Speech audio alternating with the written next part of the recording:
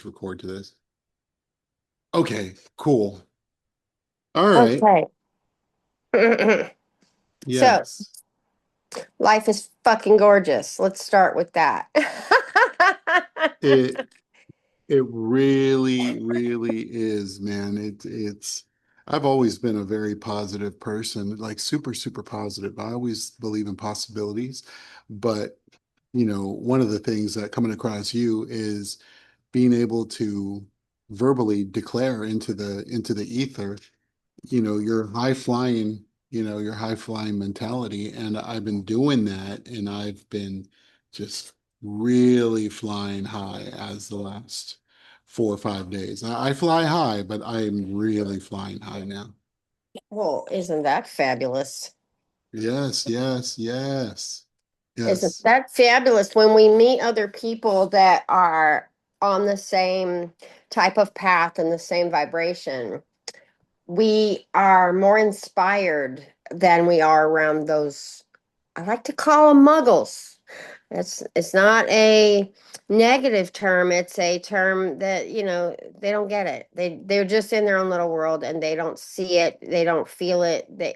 But when we get around people like us, it's like that Schumann resonance for you. It's just like it pumps you up. It's like, oh my God, this is awesome. And that's what I live for. And Yes. since meeting you on here, I've just like, it's so nice to be able to communicate and have a dialogue about the stuff that matters to me, which is not the stuff that matters to the muggles. And yesterday I had the opportunity to talk and chat. Universe designed this meetup with my girlfriend, and she too is on this journey of this path of helping others wake up from their Christianity. And I think that is literally what I'm here for. And it's part of the journey, but to share my journey and to share what I've learned and the ways that we can shift our minds, thoughts, words, actions, and to live in peace and joy all the freaking time, and to be at peace all the time, no matter what happens. And it's a learned skill. All these things are learned skills, and people just start with, I can't do it. But as a reformed pessimist, who my favorite words were, I don't know how. I remember those days of me, and now it's like, yeah, I'll figure it out. That's That's right. right. When I teach people the subconscious mind, and I'm telling them it's God, it's God. But I always tell them, once you renew your mind, I go, it is the easiest, hardest thing that you have to do, because you're fighting against your programmed nature, quote unquote, right? All the environmentals, all the configurations that we've done through thought volume are compiled within your core. And those things, if we look at from a computer side, and I'll do a lot of references on the computer side, but kind of stripped down, each computer, when you install a new program, has a thing called a running process or a service. And a lot of those things are running in the background. And if you have a lot of services and running processes in the background of your computer, what it does is it starts to choke out all of your memory, and it starts to choke out your CPU, and you're going to run into problems. And we are no different than a computer node. That's what we are. So when we take on these beliefs, and I call them junk drawer beliefs, we take on these beliefs, we catalog them, and we put them into our space, and furthermore we believe in them. And then what happens is they become interactive. They have access to the Akashic, the data field out there, if you want to call it a dome, the atmosphere, whatever you want to call it, out there, the oneness. There's data, ones and zeros going true to and fro everywhere. And so when you take on a belief, you subscribe. It's almost like a podcast. You subscribe to that channel, and you're going to be subject to all of the data points that it comes with. That is absolutely true. And I this morning, I think I've already filmed 15 pieces of content. It just kept flowing.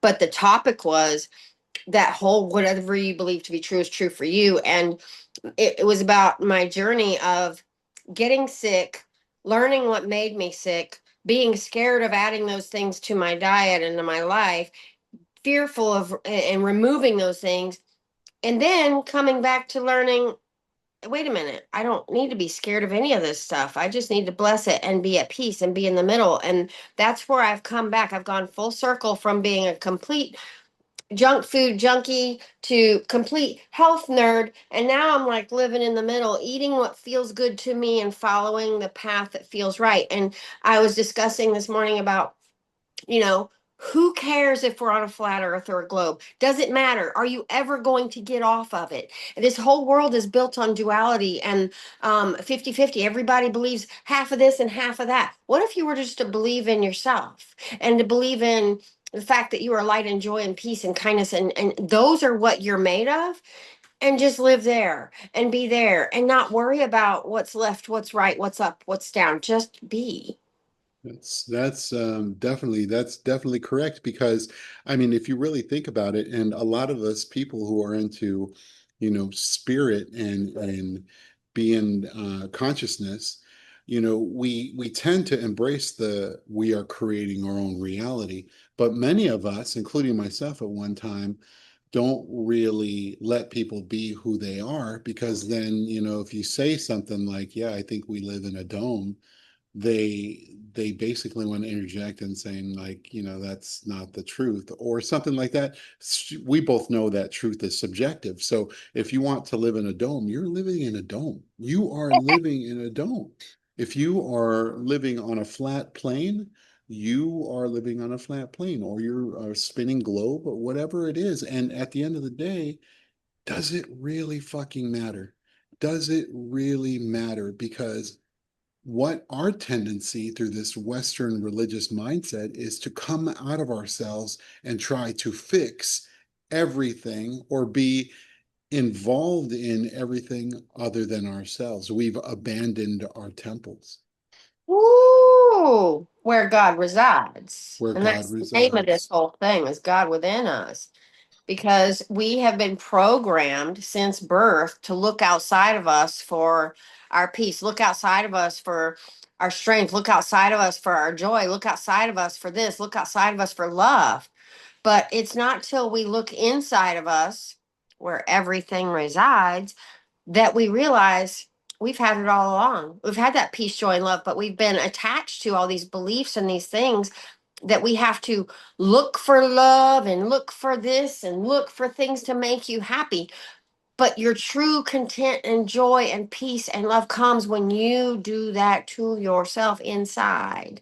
And when you find your own peace, joy, love, and happiness inside.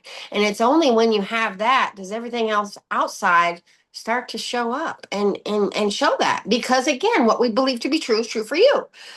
And that is so that is to me one of the most powerful laws of the universe is the law of assumption. Because if you believe there's hell, you're going to go to hell. If you believe there's heaven, you're going to go to heaven. I believe that heaven and hell are just a vibrational state on this planet because we're nothing but vibration. That's And right. so that fear of messing up and going to hell, or I got to do this life right so I can go to heaven, is not something that I subscribe to anymore. Yeah, yeah, and the whole heaven and hell thing, and that's the one thing that I've been teaching for a long time is that book that we all learned from, and it was not, it's kind of forced on us because we inherit these teachings and we inherit the communal belief, the societal belief that we are born into, but it is truly a pantry book. It's a recipe book. It's a book of ingredients. It's the book of knowledge of good and evil. And it's okay. And people excuse me, got the sneezes. People really there's two planes in this world. There is a duality plane, and that is the 3D plane. And what they do is they read it from the lenses of 3D, and what it does is it spurns division and it spurns fear. Because it's do or die, or good or bad, or evil versus righteous, or all of these things of division. But there is a different plane, and there is a five-dimensional plane, and it's not coming. It's not coming. It's It's here. up, it's here, and all we have to do is shift into it. You have to shift Tune your into it. radio station to it. That's right. That's Bring your right. frequency to it. And once you do that, that's when stuff starts to change. That's when miracles become your reality. When you tune yourself to that is love, That's there's right. nothing stopping you. That's right. Things can come across your path, and what would freak your old self out and you freak your old life out. No, you're like, oh, this is what we're doing today. Okay. And then just keep on moving forward, knowing that it's just an experience in the moment and it's not here to steal, kill, and destroy anything That's right. That's unless you right. choose to focus on it. That's right. And Master Joshua, in Hebrew, Yahushua, in English, Jesus, he actually illustrated the two planes at work. So what he did is he came in the flesh in a very 3D world, and but he operated in both planes, both jurisdictions, on earth as it is in heaven. And people like to think that heaven is a vertical, that it's some place or whatever.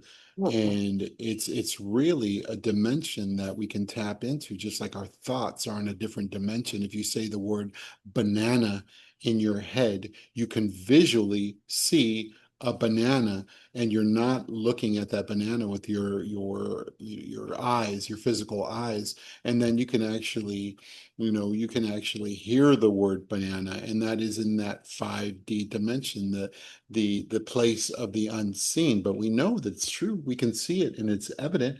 So what he did through the crucifixion, and people can believe if it was literal if they want, or if it was allegory, and I think it's a little bit of both in my world. But basically what it is in the crucifixion, after he resurrects, he's still on the earthly plane. He's still walking the 3D ground, but he is ascended, and he tells doubting Thomas, he's like, touch my fucking wounds. You don't believe me? Touch my wounds.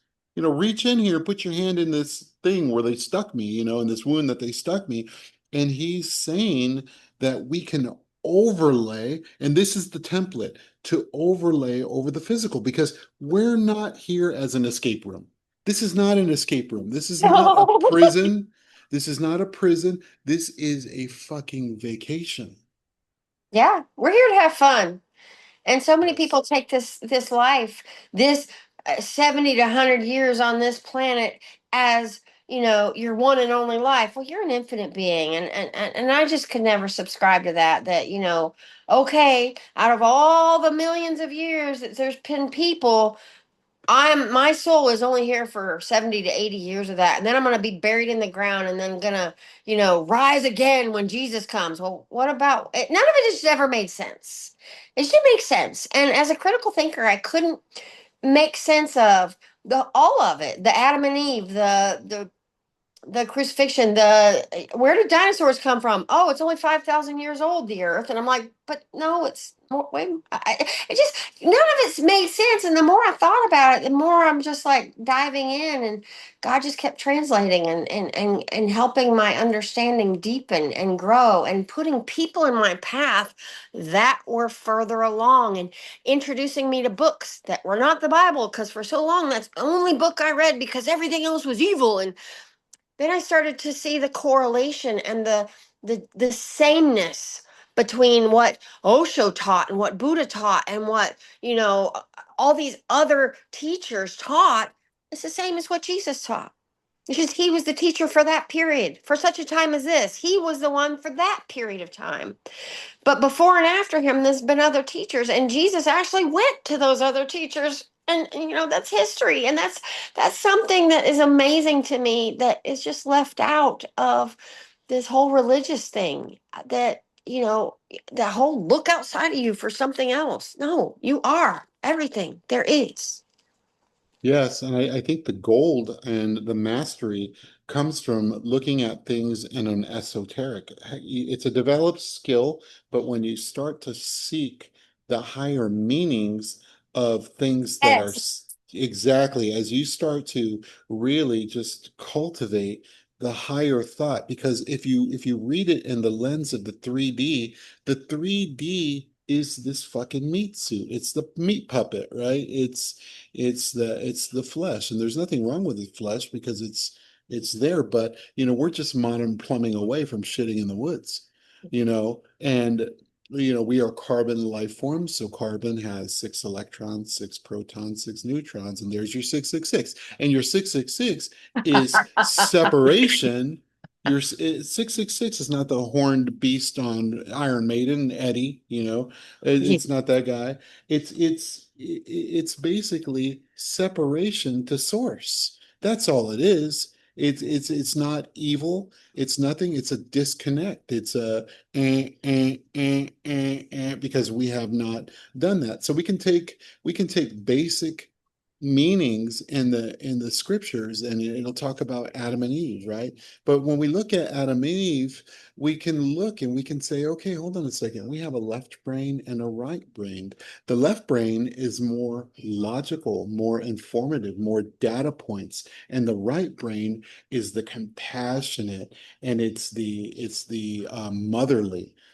So we have the patriarch and the matriarch right there, and it's Hmm. showing the interaction that we have to do. And Master Yahushua, he spoke about that. He said, cast your nets on the right side. So the old guard of the scripture is basically, it's this duality thing. It's do as I say, not as I do, kind of thing. Do that and I'm going to wreck you, kind of thing. But as we go into the New Testament, what happens is we start to get a more compassionate message, a basora, a gospel. We start to get more compassionate, and our efforts are more creative, and we see that, and it's cyclical.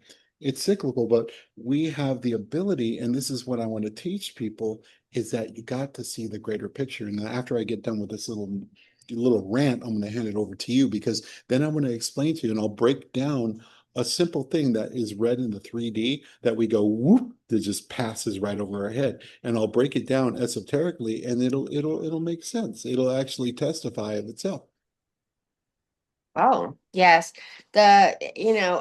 When the Bible is the only thing you're taught to understand and read from a child, you instinctively, how do I put this? I don't, I just always knew there was more.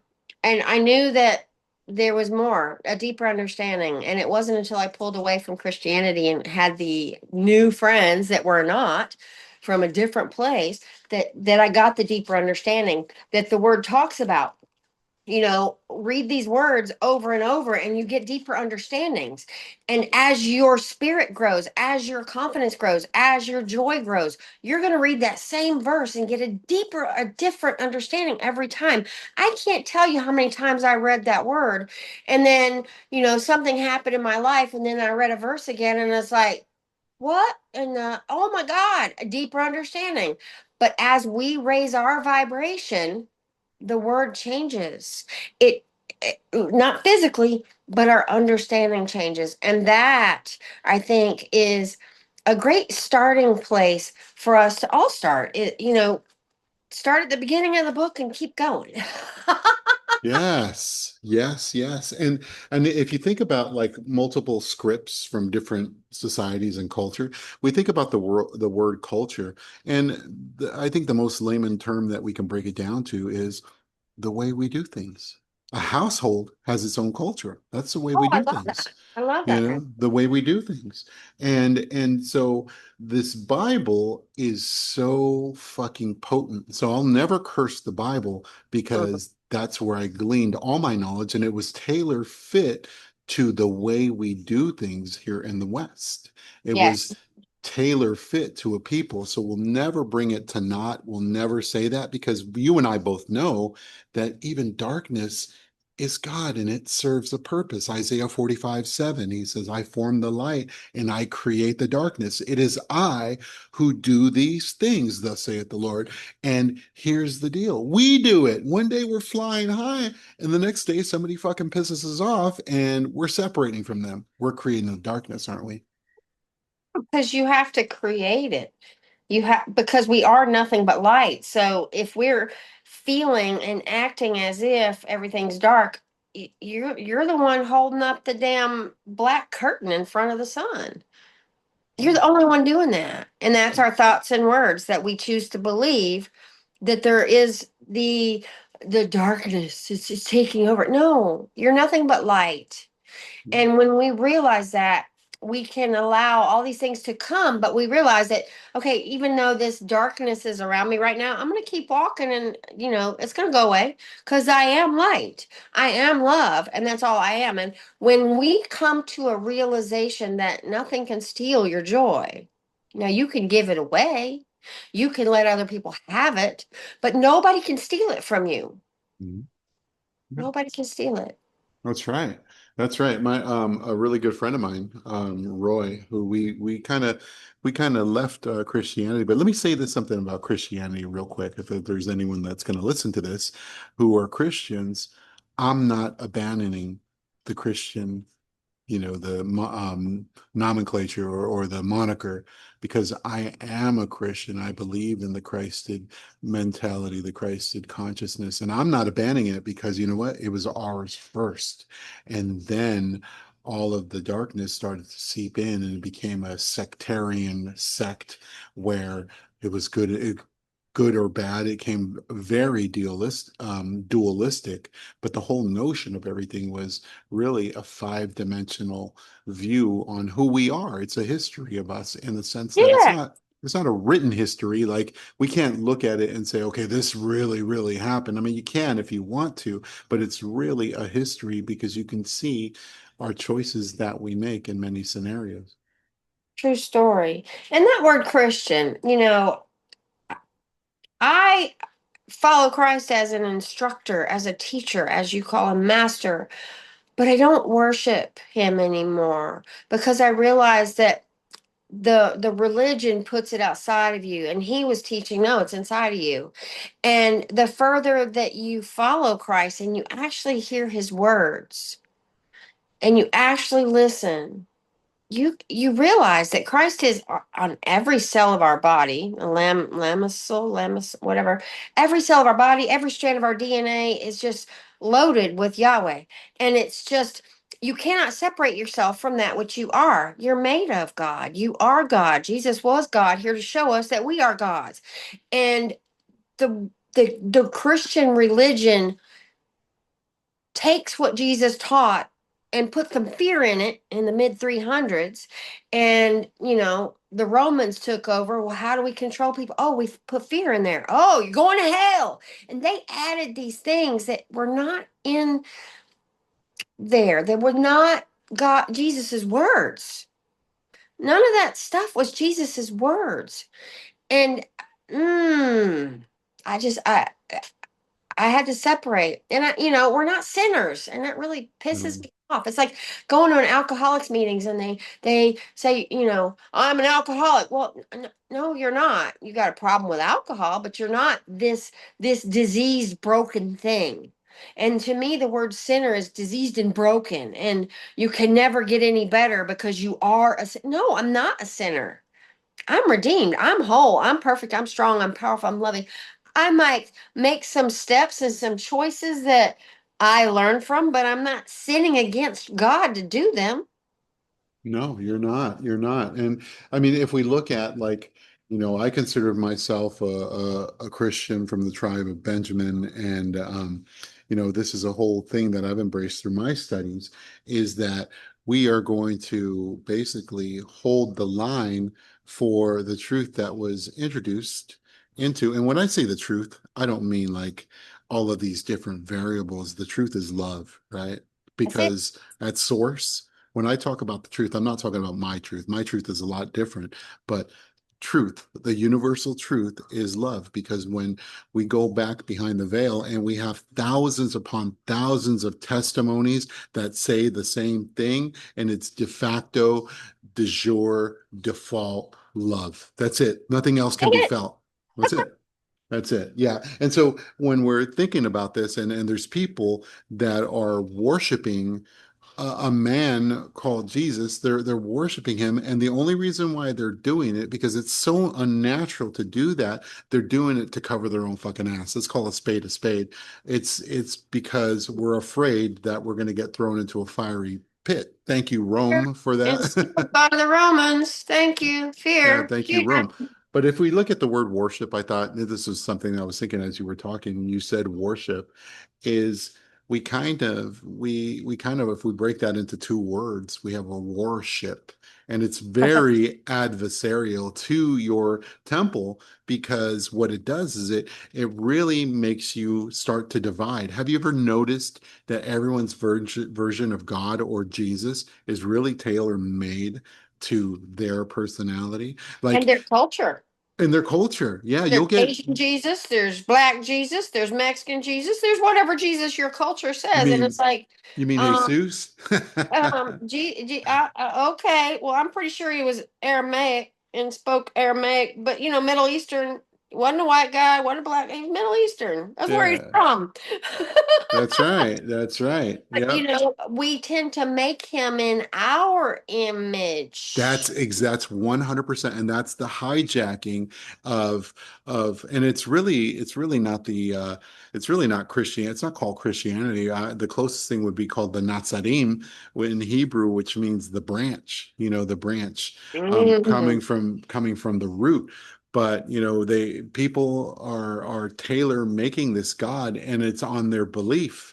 It's based on their belief, so it becomes animated to them, and then they get, once you animate anything, you put your thought into it. We both know in the law of attraction, the law of assumption, the law of expectation, that those things are manifesting. Because once you put it out in the Akashic, the dome, the ether, the data points up there, what happens is, by law in the land of duality, it has to match the source.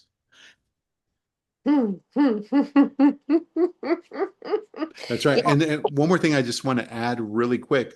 So you'll see, like, everyone's version, like you'll get some places in the Bible Belt or in different spots where their Jesus or their God is a sectarian warlord. He doesn't like gays, he doesn't like Muslims or anything like that. And Oh. that's all tailor made to the individual. And like you said, they are forming God, whereas in the sense that God really forms us the way we're supposed to be. And there's not one way.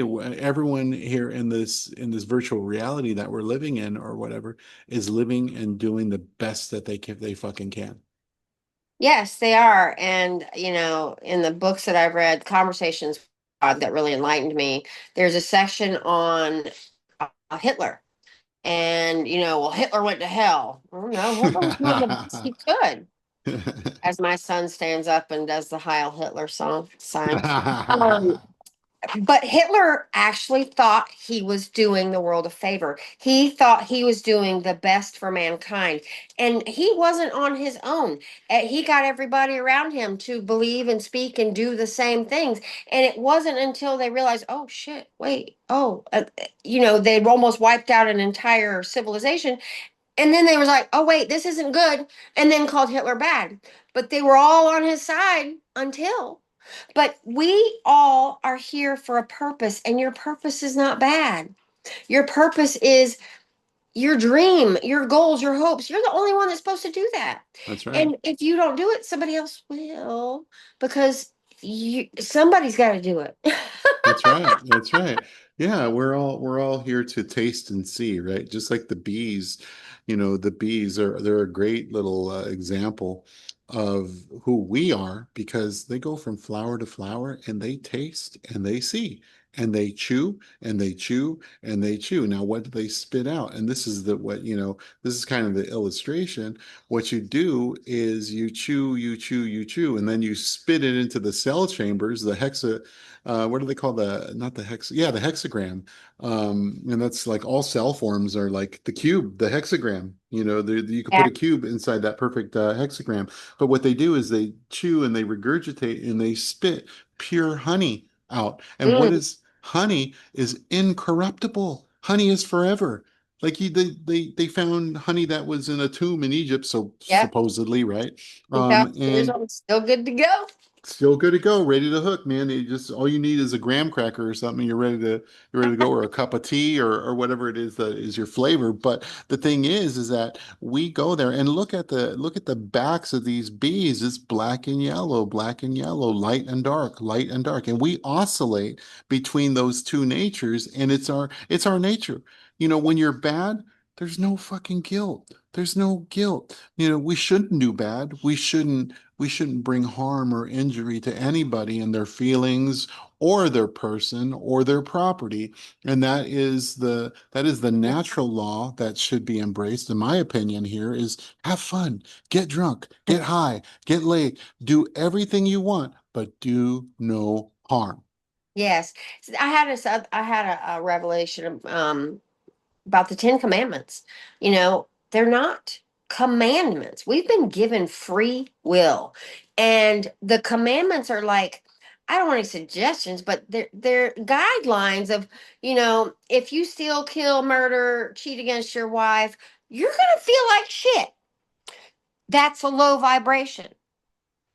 The word is trying to give you ways to feel good, to feel joy, to remind yourself of who you are. And there is no law against love, kindness, joy, peace, generosity, because those are the things that make you feel good. Those are the high vibrations. Oh yeah, yeah, and I mean, if you think about it. We talk about in the scripture, it talks about your garment, your garment, Mhm. and that's your meat suit, right? Your garment, and the other thing too is in Hebrew, the ancient. Well, I hate the word ancient, but the older word in the actual Hebrew is sukkah, Sukka, Suskka, and it's a tent. And the scriptures we hear about the tent of the body, the tent of the body. And basically, it says, and I want to say Amos 9:11, it says that in the future, I'm going to raise the sukkah of David. All right. And it's basically like the body of David. And that's that is by way, in my opinion, I mean, this is my own personal truth, is it's the coming of the Yahushua, and it's the coming of the Christed individual.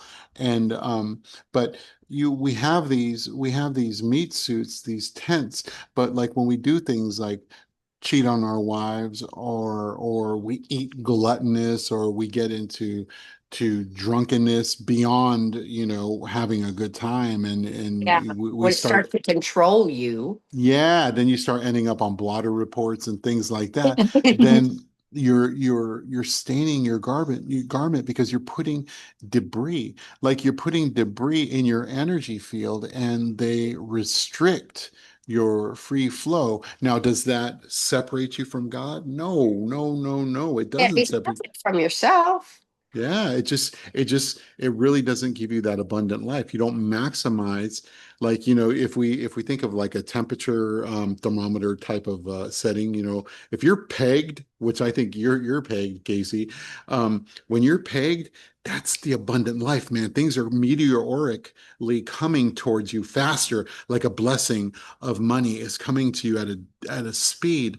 But when we start to doubt, when we start to feel guilt, when we start to feel contempt, it actually slows those meteors. And depending on the degree that you feel, those things that want to enter your atmosphere of your life are slowed, if not deflected, or Redirected. yes, exactly. Like even sent away, we can send those blessings away, and that's because of our vibrational resonance. So the thing is that, okay, if you're doing things like that, you're not going to go to hell. Okay, you're here to taste and see. You're here to punch, fight, fuck. All right, you're here That's a song, by the way, that me and my friends, there's actually a song called Punch Fight Fuck, and we laugh about it because it's so hilarious. But it really is. I mean, we're modern plumbing away from being, gorillas. Yeah. So, but the thing is there's no condemnation. You hear people who go to the behind the veil and these NDEs, these fucking pastors from Pig's Butt, fucking Arkansas, never even left their county, and they're telling you about a place that they've never been. But these people from all shapes, sizes, and colors are going and crossing over, and their life review is this. What did you learn? Okay. All Mhm. right. What'd you learn? What'd you, yeah. I beat that guy to a pulp. All right. Was it good for you? Because none of this shit is real. No, it's just so we can expand and grow. We chose this body at such a time as this. We picked our parents so we could figure this out, so we can learn more, so we can have fun. It totally changed my perception. I used to feel sorry for disabled people or, whatever, or poor people. And now I realize they chose this, and you could tell them that they chose it and they'll fight you to the death, but your soul chose this before it got here because it wanted to experience this, that, or the other. It thought it would be fun. And now I see, when you look at that, you see all these people like in wheelchairs like this. There's this guy that doesn't even have any fucking arms and legs, and he's talking and preaching and sharing his joys and his journey of overcoming. We all have these things in our life, and if we choose to stand up to it instead of be belittled by it and blame this for it and blame life for it, no, use it for your benefit. Find joy in it and then share your journey of finding that joy. That's right. That's right. And so the other thing too is you cannot accept people peering into your temple and saying, "Hey, Brandon, I saw you drink 8 beers with your friends." Well, fuck it. I'll probably drink 9 now next time. Have fun. Yeah, exactly. I'm gonna add one because I am driving this bitch. All right. I am. And you know what? I hold dear that my temple is, sometimes so I went to Vegas, and Yeah. some might say that I soiled my garment, but I had a fucking good time. I had a fucking good time. Now, it's not something that I do all the time. I probably once a year maybe or something like that because I know that it's not sustainable to be in debauchery for Yeah, but it's fun in the middle. that's right. Yeah, It's fun in that's the middle. I went on my cruise recently and I drank and then I was drinking margaritas. It's like, okay, cool. But I don't do that. I've been home. I haven't had any out. yeah. I mean, it's you choose. If you live in such a place, I talked about a video about this too. If you live in such a bubble that this is bad for you and that's bad for you, you're cutting out the fun, you're cutting out the joy, you're cutting out the things that bring and manifest your dream life to you. You've got to let loose and cut loose and be joyful like a little child. Come That's to me right. as little children. It doesn't say come to me as stiff adults, as people with rules that, if you do this, you're going to break that. And fuck that. I'm Yeah, here to have fuck fun. that. I'm here to do whatever I feel is right. And does it piss a lot of people off that I live my life like this? Yeah. Do you know Oh what? yeah. I don't care. They It's want to up to you drive, and they want to me. drive your, they want to drive your shit. They want to drive my ship, but they don't want to give up the things that hold them stuck to theirs. Yeah. And But I love they identify as I'm broke, I'm this, I'm miserable, I'm depressed, I'm sad, I'm poor me, my this is gone, my parents died, my son died, my that died. I'm like, okay, what's that well, got to do you with can me? live there if you want. Yeah, well, I like in the New Testament, Paul, when Paul says that all things are clean. He goes, all things are clean if they are received with thanksgiving. All Bless right. and bless and nourish. But I have this prayer that I say before I eat anything, before I do anything. May this bless and nourish my body. That's right. It's because whatever we speak becomes. So if you eat something, oh God, this is horrible for me, but it tastes so good, that will be hard. That will not be good for you. But if you just enjoy. taste and see that the Lord is good. And the Lord Uh, doesn't mean somebody to worship. And I heard this the other day, but maybe you can give me the deeper definition, the old definition of what Lord means, because it's not what it says. It's not, supreme being. That's not what it means. No, in fact, there's so many contradictions in the scriptures, and whoever's listening to this, I'm not indicting the Bible. It is a reflection of us because we are light and dark, and we contradict ourselves even, daily. All of us do. But if we look at the Hebrew word, Lord, for Lord, it's Baal. That was the chief protagonist or antagonist of they worshipped Baal, and Baal. Ah. Yeah, it's the word Baal, and they use it in Israel to this very day, and it just means Lord. That's all it means. It's master, right? It's Lord. It's the higher authority. But the thing is that um, yeah, there's a lot to learn. I looked for the original scriptures written in Hebrew. I looked and I looked and I looked, and there's actually a guy called Russell Gamirkin, and he's a learned scholar, and he can't find him either. He can't find him either. Well, I'm following his lead because he was the pioneer on doing that, because I came up to his trail and I was like, yeah, I couldn't find him, but he went to like the ancient scripts all over the Near East, and he couldn't find it. Now, was there a people in the land of Samaria and the Midian and all of those places within Israel? Yes, yes, but their chief god was Yod He Wah He, which is YHWH. And from what I know, and my personal belief, that it is Yahuwah. Yahuwah is how the term is. But the thing was, so supposedly when they wrote the scripture, it's something like 6,800 times. I don't know, because it wasn't written in Hebrew. So, but this is the old adage for people who are trying to cram a Hebrew name down other people's throats.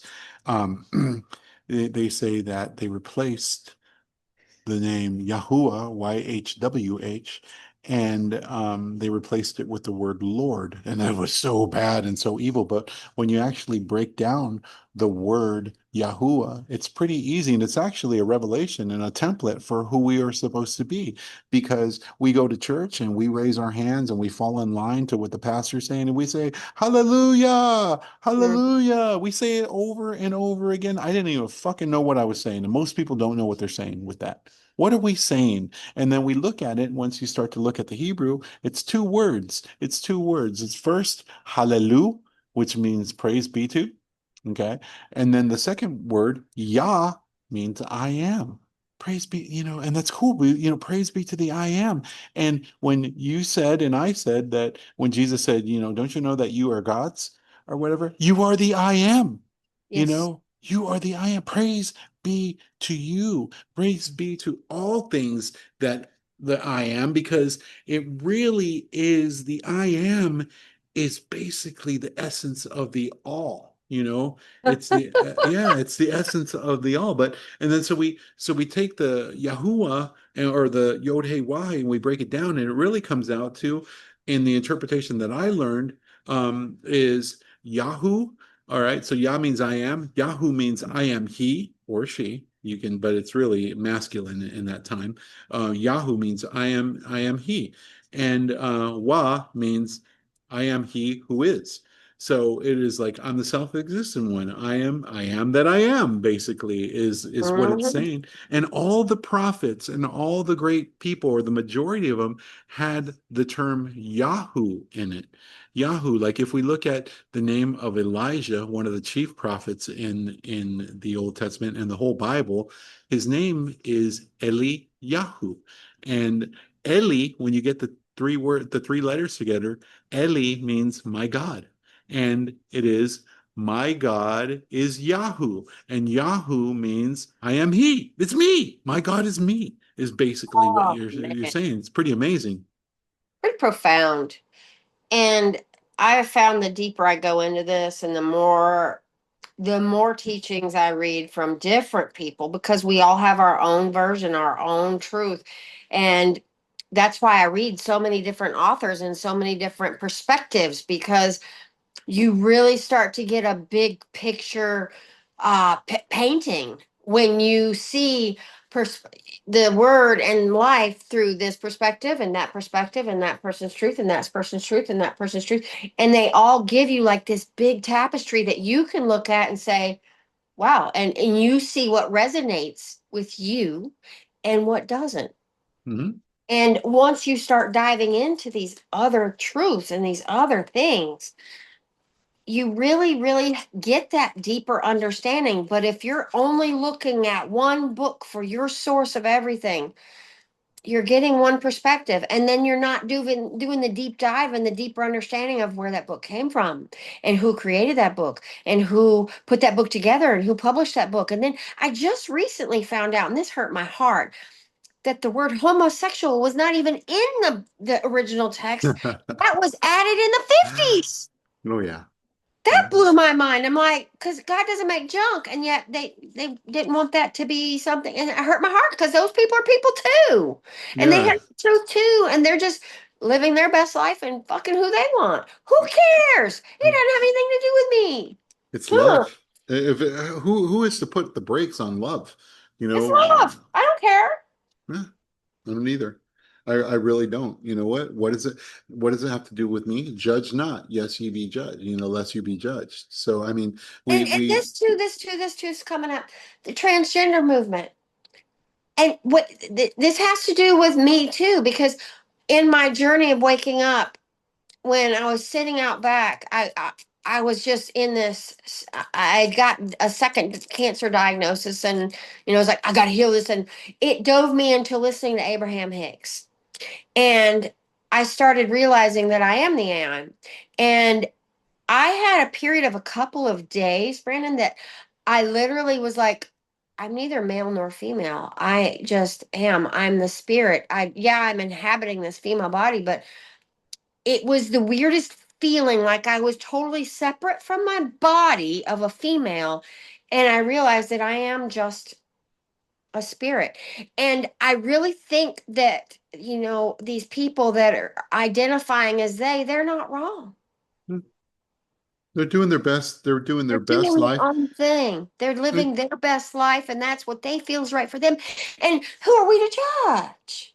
well, and so if you really think about it too, or whatever, it's like when we sit there and we have an adversarial spirit against them, we're pushing ourselves away from God, because that is, if you look at the name Satan in the Bible, all right, Satan's not a dude. That is the biggest fucking lie. Satan is not a dude. It comes from the Hebrew word shatan, and shaitan just means adversary. So, you know what? When I'm doing wrong and I'm fucking, burning bridges and causing strife or whatever, I'm shatanic. I'm Yeah, creating that division. And basically, shaitan is a method of division. But everyone has personified this thing and they've animated this thing, and it was never supposed to be that. In because it's just fact, your thoughts. it's just thoughts. It's low vibrational thoughts. That's it. Lucifer, Lucifer is the same. Lucifer is the same thing. It's not written in the Bible. There's no Lucifer in the Bible. It's taken from the book of Isaiah, and they talk about Hillel, son of the morning, and that was some type of Babylonian king or something like that. But it was Hillel. It was not Lucifer. Rome put that Lucifer in there, and they have whole prayers about Lucifer roaming, and trying to snatch up souls and everything like that. And it's their belief. They can believe whatever they want. But here's the deal. If you're listening to this, take some, take some spiritual logic when you start to listen to this, and understand that what may be true for some may not be true for you. But follow your heart, because your heart has the innate instinct to get you back into that energy. Yes, and when they redid the Bible, mid 300s, they added that fear of the heart. Don't, out of the heart flows evil desires. No, desires aren't evil. No. Nope. Your heart is where God flows everything to. Your mind is what shuts it down. Your mind is what stops you. Your mind is what keeps you stuck in that low Hmm. vibration, in that I can't, I'm not able to, I'm not allowed to. What would people think? And that's that mind, and that's, something the Bible is like, oh no, you can't follow your heart. Well, why not? When I was in the church and I felt led to do this or I felt led to do that, when it was, quote unquote, a good thing, they could call it the Holy Spirit. But if you feel led to take a trip across the world and it's going to upset some people, oh no, you're being selfish. You're following your own desires, and that's not right. You're supposed to sacrifice your life for this and that. No, no, no, no, No. no, no, no, no, no, No. no. Where does it say that? That was Jesus's path to sacrifice his life for his message, for his purpose. That's not Well, every single person's path on this planet. well, and exactly, and what we go back to that word culture, the way we do things, the way they Woo! do things on the other side of the planet, are, it's up to them. Yeah, every culture is different. I've recently made friends with a person from pickleball who's Persian, and his culture is so weird to me because they sacrifice their everything for their whole family, and they don't do anything by themselves without their family's approval. And I'm like, oh my God, so what would you like to do with your life? Well, my mother does this and my mother wants that. I'm like, so you don't live your life for you, you live your life to make up, but it's their culture. And Hmm. I am so glad that's not my culture. And I'd probably be the black sheep in that family. I'm the black sheep in my family. I go against 99% of my family. I went to my family reunion this year and I love them dearly, but it's like I got nothing to talk about. I got nothing to talk about with these people that, you know, and it breaks my heart. There's two people at my family reunion that I've been going to my whole life that I actually can converse with. Two people. And it's Hmm. heartbreaking Yeah. because as you elevate your thinking and your everything, you're going to fall away from your familial unit, your familiar family, familiar. That just came to me. I've never said that before. And break free so you can be your own unique individual. We're not meant to be like everybody else, and our family wants to make us like them. And that's why we have these generational curses. Diets and diseases, they don't run in families, they run in habits. They run in habits. Your family, your culture habitually does this.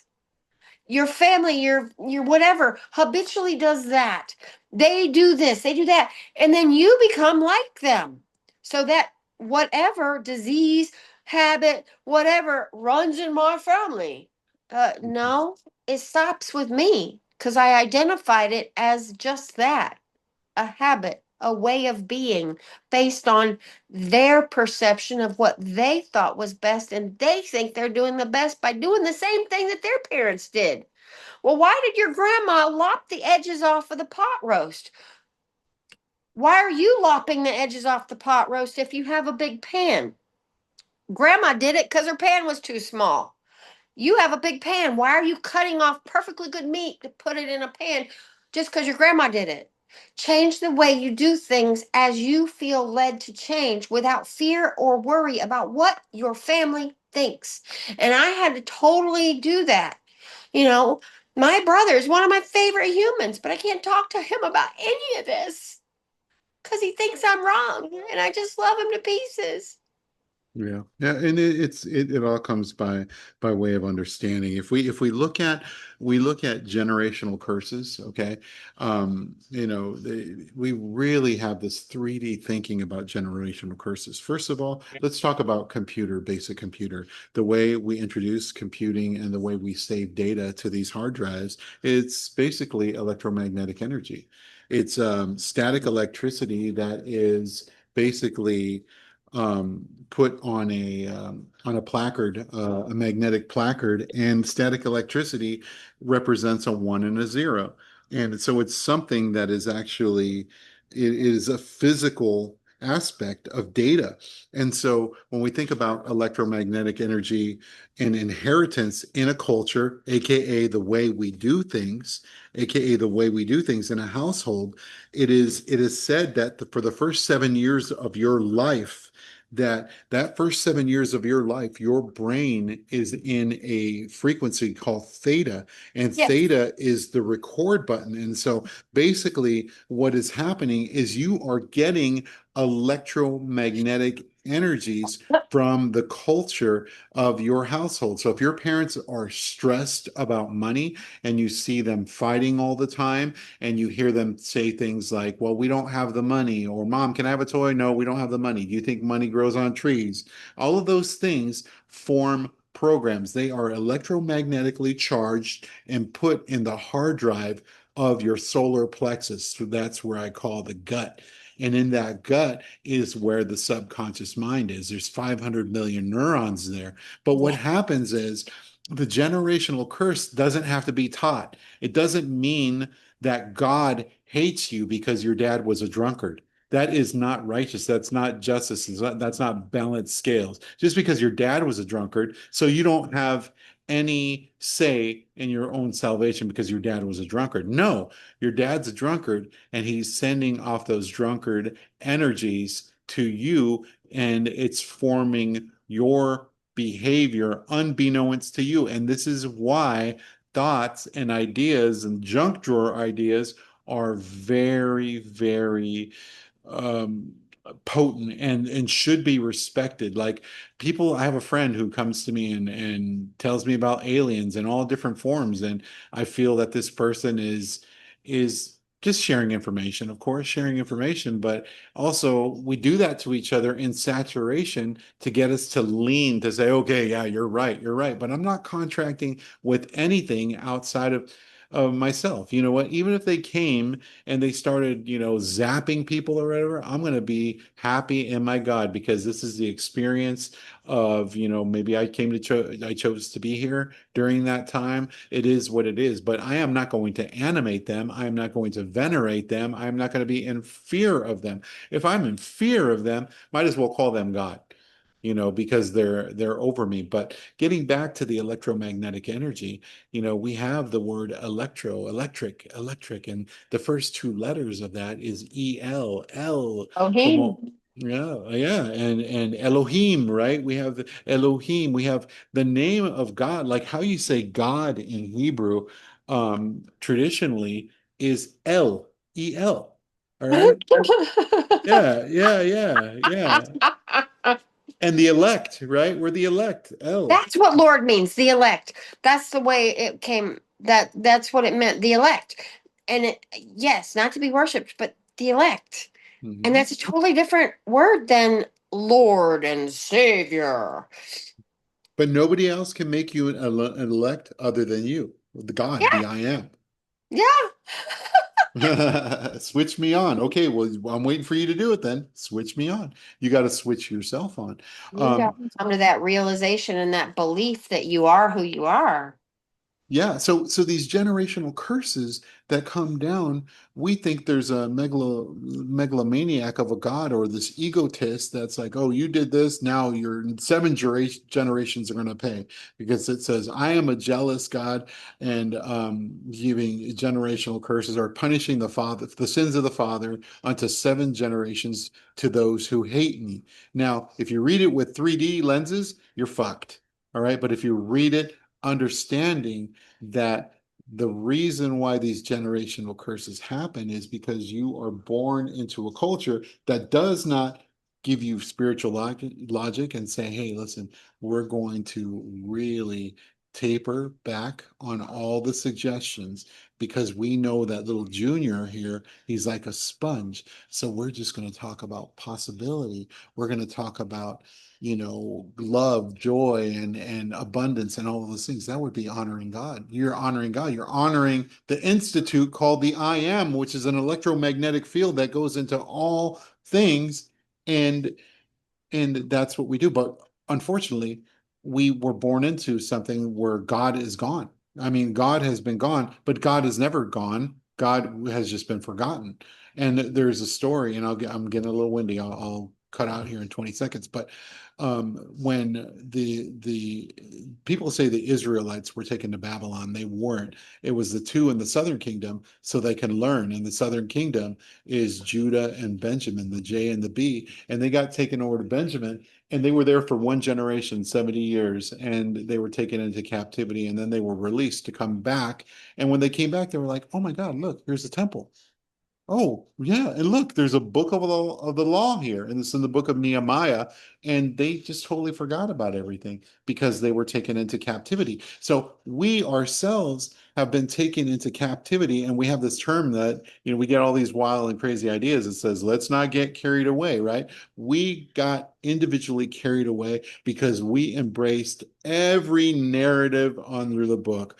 Bigfoot, Sasquatch, aliens, wolfmen, gurus, Maitreya, all of these things that are swirling around in other people's brains, we embrace them instead of embracing ourselves and healing ourselves and loving ourselves, the I am. And that's all there is. That's all there is. That's That's all all. there is. Love. That's all there is. There's nothing but. And our authenticity is the ultimate goal of this game called life, because this is ultimately a fucking game.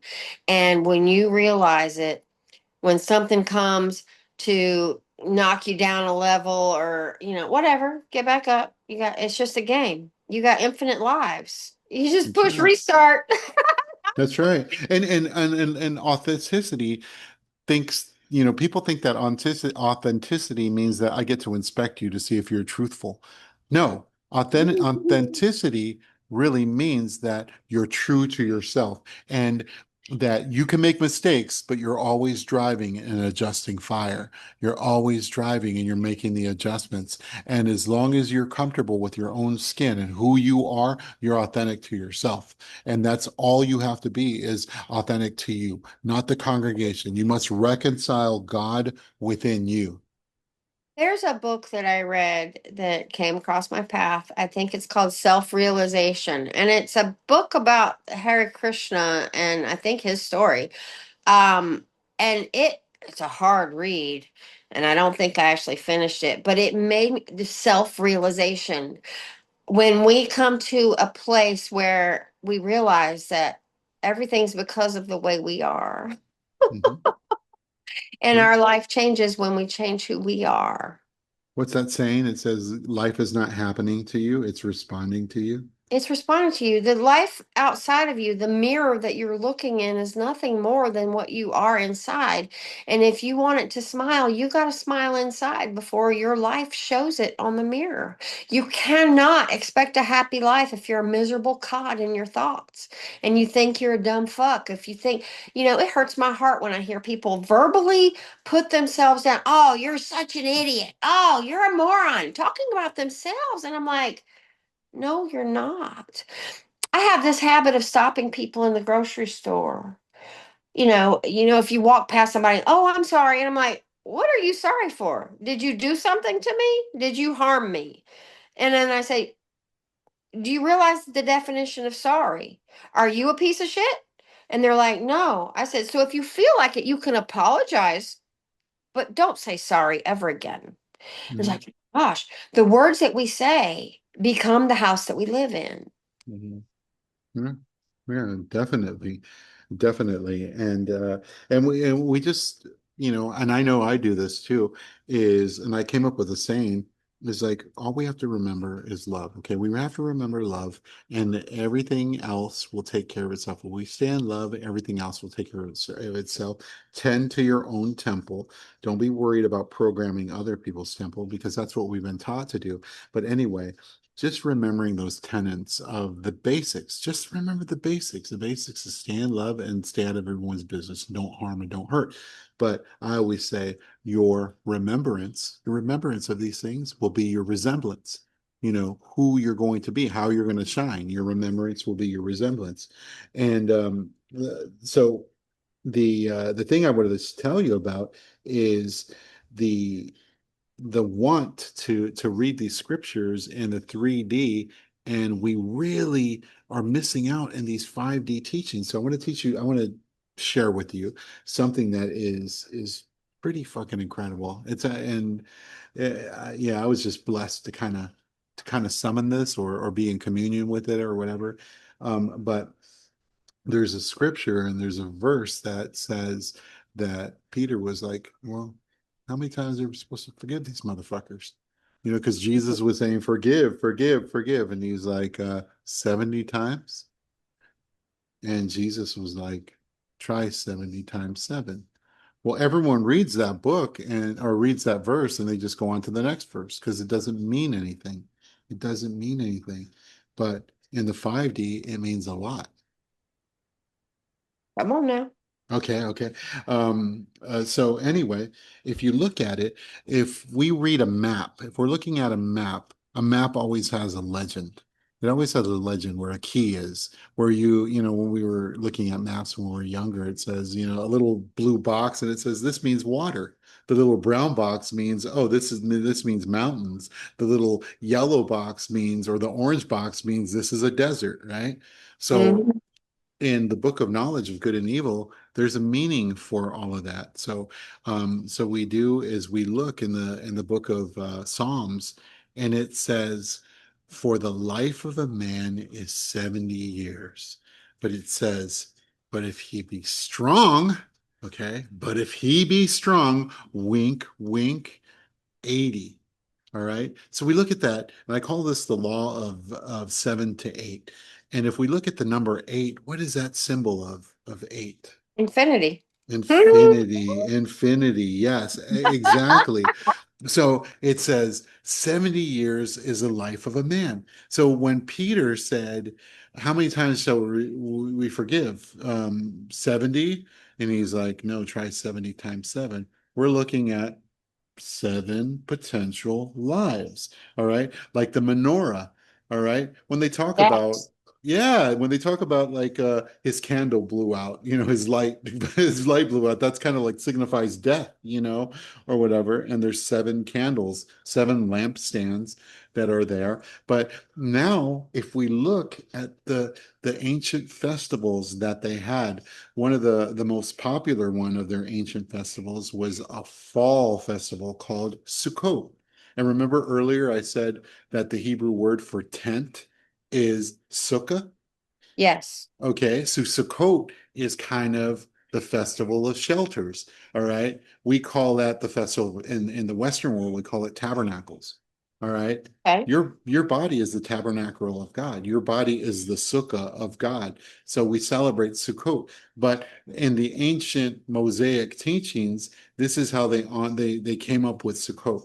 They said, "You are to dwell in temporary shelters for Ooh, in the wilderness."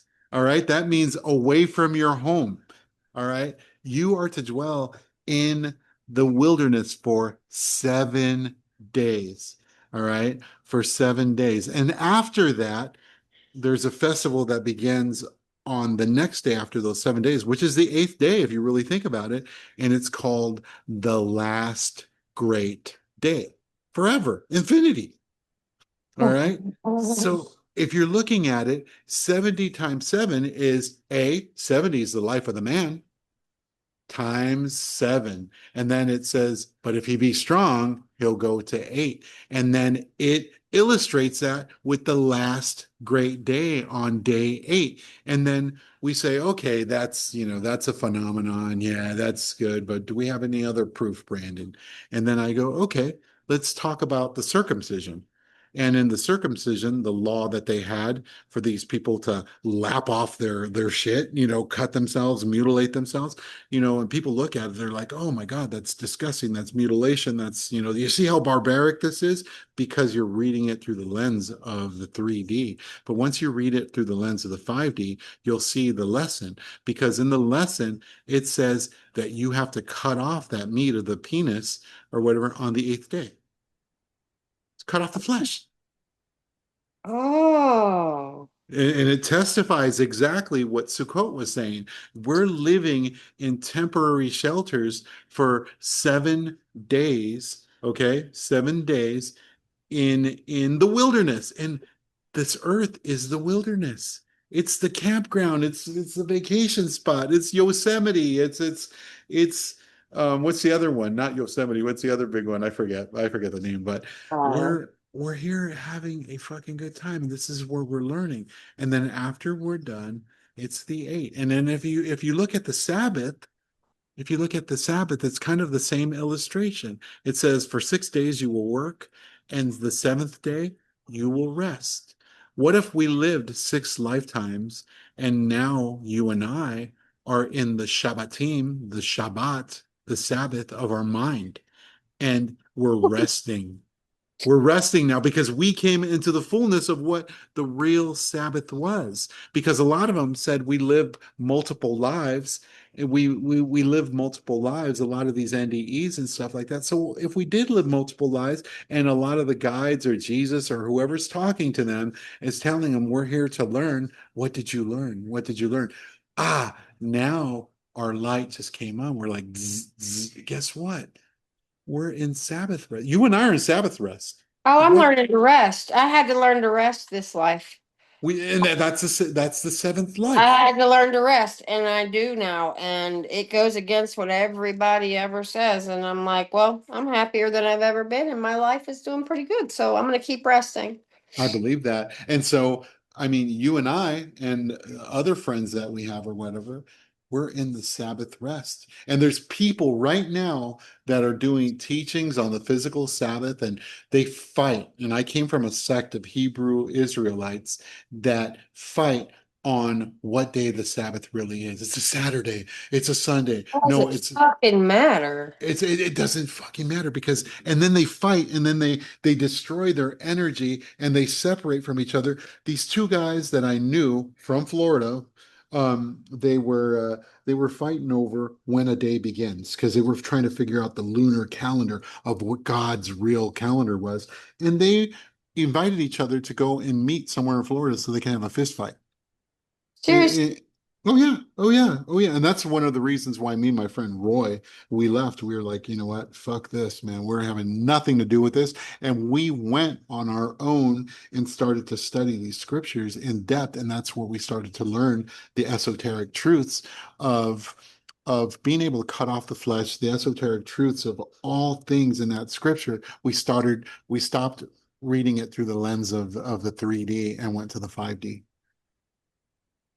Hallelujah. And there's another verse, real quick, Casey, not to cut you off here, but it says, "For a righteous man will fall 7 times, and then he will." I think it's on the. Let me get the so I don't slaughter it real quick. I'm here on my computer. For a righteous man falls 7 times, and I'm putting it in here, and this is going to be from Proverbs 24:16, and it says. It says in the King James Version here, for a just man falleth 7 times and rises up again, but the wicked shall fall into mischief. So there it is. There's a 7 to 8. For a just man falleth 7 times. And look, that there's the 7 lives of menorah. There's the 7 days in the wilderness in Sukkot, in these meat suits, in temporary shelters is what they are. And also too, so we heard about Elijah. There's Elisha, the prophet, who was his protege, who came after Elijah. He actually had somebody, I think his name was Naaman, and he had a disease of the flesh. Well, all of us have dis-ease of the flesh because since the minute we're born, what are we doing? We're dying, right? In the flesh. Our flesh is has a ticker.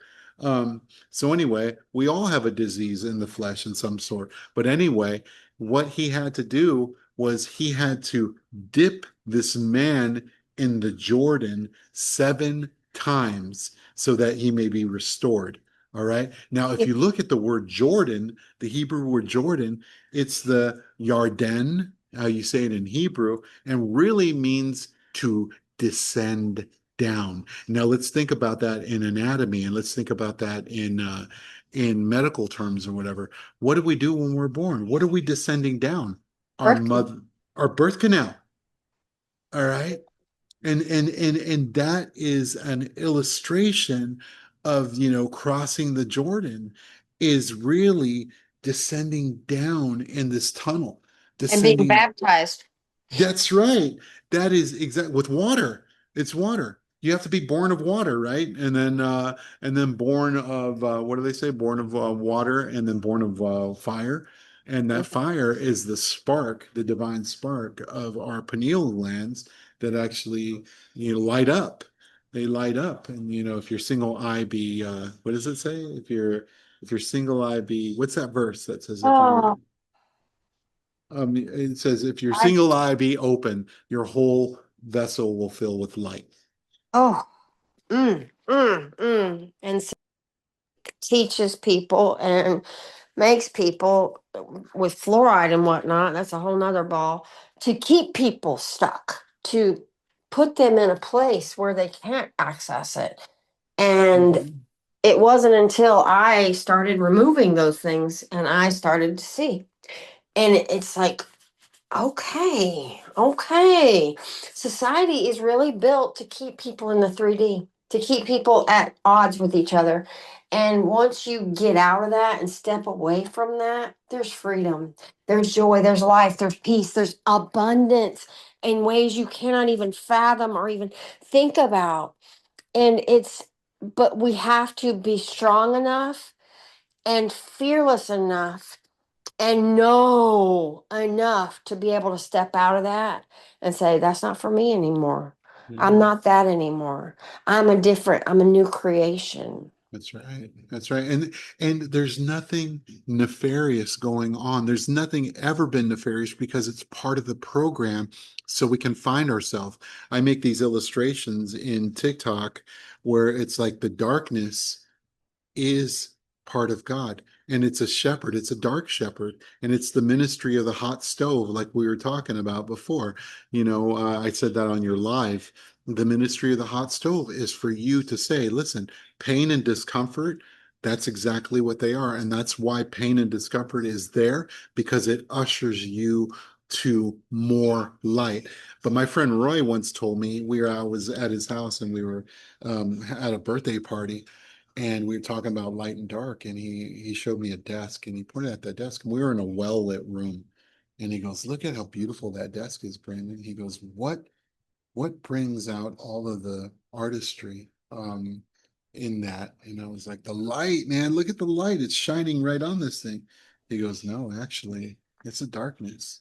It's It's the a shadow, darkness. the It's a shadow. shadow. It's bringing out every fucking detail of the craftsmanship of what that is. And all things worketh for good. All things worketh for good. So nobody is blocking our pineal gland. Nobody is doing that on any other reason to get us to graduate. That's it. Because everybody Yeah. graduates. Everybody graduates. Yeah, one way or the other. Or you go back, Jack, and do it again, right? Start over again because it's infinite You and you go can't fuck it back, up. Jack, do it again. Oh, this That's life is right. so beautiful. Praise be the I am, man. And this is also too like in consciousness, like I've been advanced, man. I consider myself advanced, and then I meet you, and you don't teach me anything. You know what you do? You out vibe me. But that's good because then what happens is that vibe, the bar is raised pretty fucking high. And now the teacher becomes the learner, and no words, no theology, nothing is taught. But I think the highest form of the I am is fucking confidence. Ooh, it is. It is. It's that knowing, confidence, knowing. I had to come to a place in my journey because I used to be that little introvert. I didn't know shit, but I knew everything. You know what I'm saying? But I would say, I don't know how, I don't know how. And in my journey, I had to build confidence. I had to build self love. And I had to do this all on my own.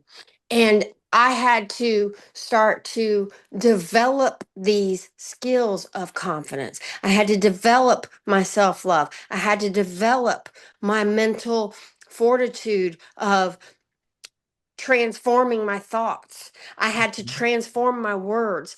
And that is the hard work that the Bible Mhm. talks about. Never once does the Bible say you need to go earn money. Where does it Nope. say that? I'd love to see that, but it doesn't. Though you got to work hard, and that's transforming and renewing your thoughts. Because when you can take them captive and renew them and transform them, your whole life is going to transform. And then you can be doing have anything you want. But I have been thrown into the fucking fire, the fiery furnace. And I Mhm. came out and I'm pretty happy with what's come out of the fire so far. And I know there's more fires to come. But guess what? It's just making me shine even more. People see me now and they're like, oh my God, you're glowing. And I'm like, well, thanks. I just keep being happy. Well, Right. how do you do that? I don't know how. You have to become your own dopamine manufacturer.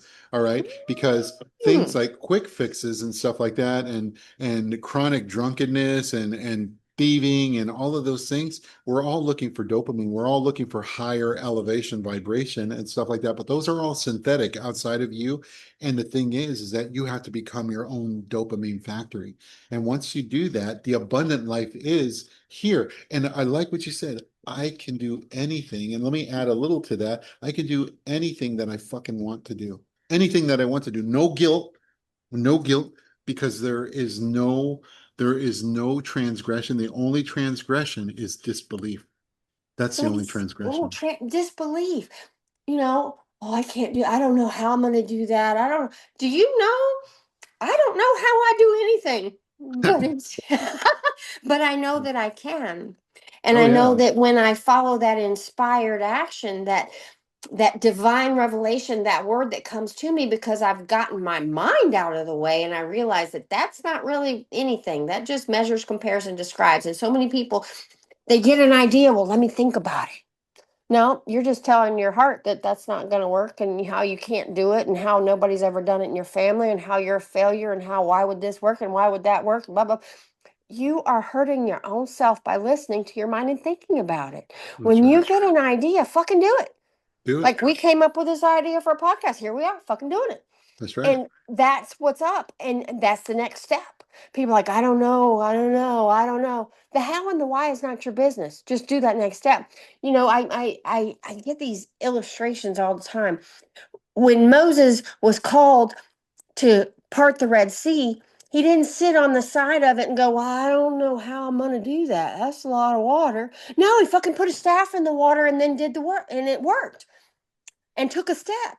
He took the step. He put his staff in the water and then the water parted. So many people are too worried about how they're going to start, how they're going to get it, how they're going to do that, how they're going to get into this. Just take the step. That next step, you're always going to have what you need to take that step. And sometimes you've got what you need once you take the step, the stuff appears, but it's that knowing is way past belief, that knowing, that deeper understanding that you can't fuck it up, everything's working for your benefit, all is well all the time, even now, even in the depths of people's despair, it's working for your benefit. And when you look back, that hindsight is 2020, because I can look back at my life and I can tell you, it's been a road of growth, let's call it that. And it's been nothing but transformational experience after transformational experience that came in the form of troubles, calamities, hurts, broken hearts, but it was my self realization. It wasn't until I turned inwards and asked, okay, why am I doing that? Why does that bother me? How can I be different? What can I do? Give me those answers instead of, oh, poor Casey, you've got a shitty life. You had a shitty childhood. Mhm. And look, it's all their fault. They did it. And then they live in that state of, it's somebody else's fault. And when you give your power away, that's you just giving your blame. You got to stop being a victim. I had a coach tell me this one time. She heard me one time and she goes, "You got this victim mentality." And it was right after the divorce because for every good reason, I was a victim. And then she's like, "I hear that." And she goes, "I need you to do this, this, and this." She talked to me the next time and I had a revelation. It's like, oh my God, I was putting all my everything into, I was a victim. And it feels horrible to say that or feel that way. But when you realize that, oh my God, no, I was released. I was blessed to be free from that. And oh my gosh, the blessing that can come now because I'm not attached to that was holding me back. That brings so much freedom when we can look inside and see we're the only source of our pain.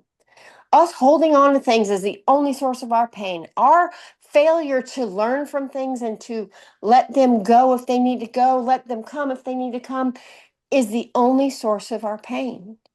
And when we learn to just flow, I love the analogy, the floating down the river. I live in a town, we've got freaking spring-fed rivers all over. I'm so And you could, jealous. I'm so it's jealous. gorgeous. You live in a place that has no water, but anyway, I digress. Um, so when you get Burn. in, yeah, burn. When you get in the river here, you get in a tube, you don't need an oar, and you're going to get out of that river 4 hours later at that bridge thing. It just happens. But along the way, if you want to paddle and do this and do that, if you want to go upstream, you're going to need an oar. It's going to take a lot of effort. It's going to give you more time. But if you just float down the river, you're going to have the most amazing experience. You're going to see the most amazing things, and you're relaxing all the way there. And you're still getting there. So whether you're paddling or not, you're just putting out effort, or you can just float. And we're Okay, here to float. quick question. Quick question. How do you know that no gator has gone in that dang river? They're in there, but they're scared of Ah, us. See, that's fear. I'm not scared of a gator. I've been swimming with gators since I was a kid. We used to swim in the murky, tannic brown waters in South Georgia every year for our family reunion. that's And awesome. there were gators. And we didn't care because we're bigger than them.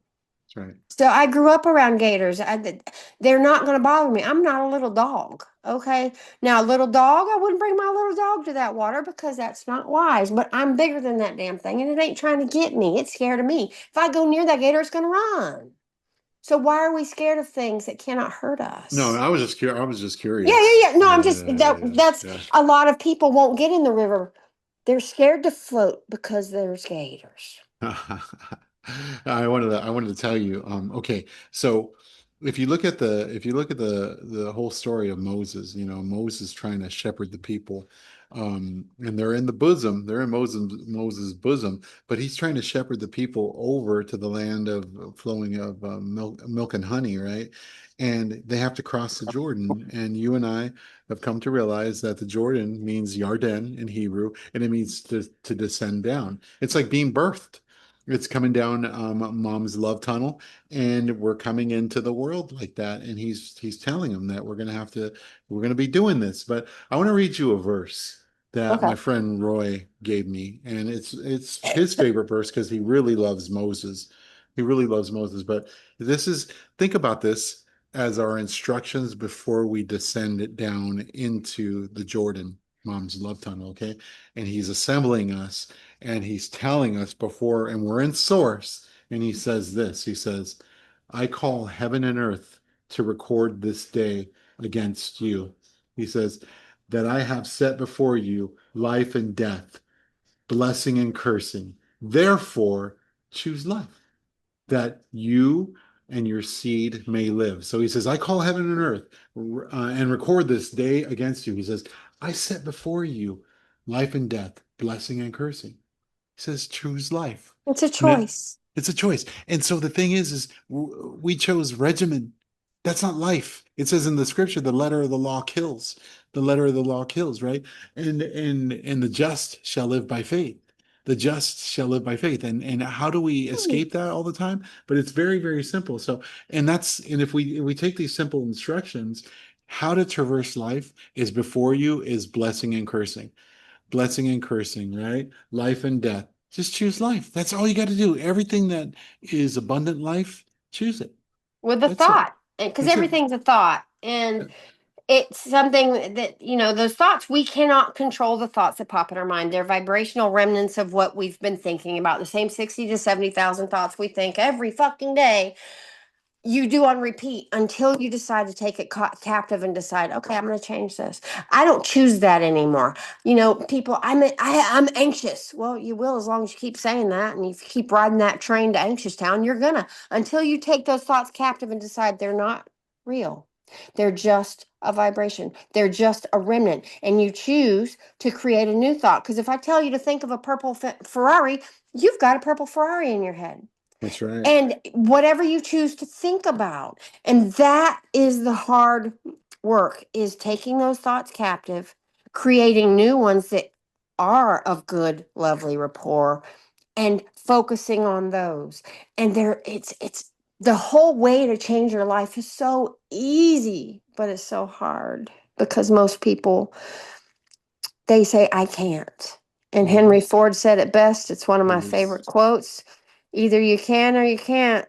Either You're way, you're right. right. You're You're right. right. Either way. Mhm. And so you can choose either way. If you want to be miserable, go for it. If you want to be happy, go for it. But either way, it's a choice. You want to be broke, go for it. You want to be rich, go for it. Either way, it's a choice. Choice. Yeah, and I have a, in closing here, I have a final idea here, is what we can do is we can either utilize Zoom or Telegram, and we can gather people and believers, because I'm a firm believer that if you want to raise your energy, get around the saints. Get around other like-minded people and listen to the vibrational word. Like when you speak in high energy, when you speak that, I'm like, okay, let's go storm the fucking beaches. Let's go. What are we waiting for? I'll start swinging that air, you know? And so the thing is that we can get people on in Telegram. We can get up to 10,000 people. Here, we can get a lot of people and have these meetings where people just give like praise reports, or people just, fire off for 20 or 30 seconds. We'll keep it kind of structured, fire off, but fire off for 20, 30 seconds and fucking vibe out. And we can get these people and we have like an assembly, but where we raise and help the vibration of the earth. I think one of the primary things that we forget is everyone's trying to fucking fix themselves.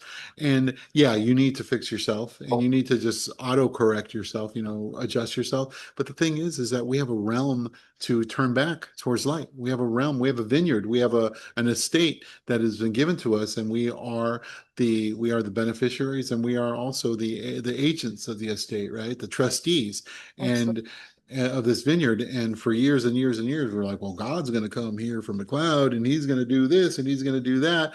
And it's like, no, we've been sitting on our ass. It was directly entrusted to the trustees to fucking upkeep this place. And now we're recapturing it in the sense that, listen, we're not going to let it go by shit anymore, because we're all standing up, and we don't have to do it in violence. We don't have to do it with you. We just got to love and turn on the vibration. That's it. That's a fact, Jack. Hey. And that is an awesome finale to our first podcast. And I look forward to many, many more, because this is an infinitely amazing topic. And God knows where it's going to go. And it's going to be amazing. And I'm super duper grateful to have begun this journey. Hey, I am too. And we'll get if there's a visitor that you want, we can get them on here, and we can grill them. No, I'm just kidding. We can get them on here and then just hear other people's testimony. It's great to have other perspectives, and especially for those, who are trapped in the mind of religion, which I was trapped in. And there's more of us that are actually coming out of it. And it's nothing, it's no big change. It's just an adjustment of believing in your God who is in you, and just reinforcing the tenets that were put forth, that says, you know what, the kingdom of the heaven is now, because the kingdom of the heaven is inside you. That's a true story. That's a true story. And those are Jesus' words. That's right. And that's That's it. right. All right. Well, Casey, well, thank you so much. And we'll be talking again, and think about that. Let's get people on a group call because we can have a power hour of our own. And really, and if somebody needs something like, you know what, my car broke down or whatever, imagine having 60, 80, 200, 300 people on a call that just start freaking proclaiming for them because prayer does Mhm. change things. Oh, it absolutely does, and that's a whole nother topic. Right on. Well, thank you so much. All right. Peace. Peace. Talk soon.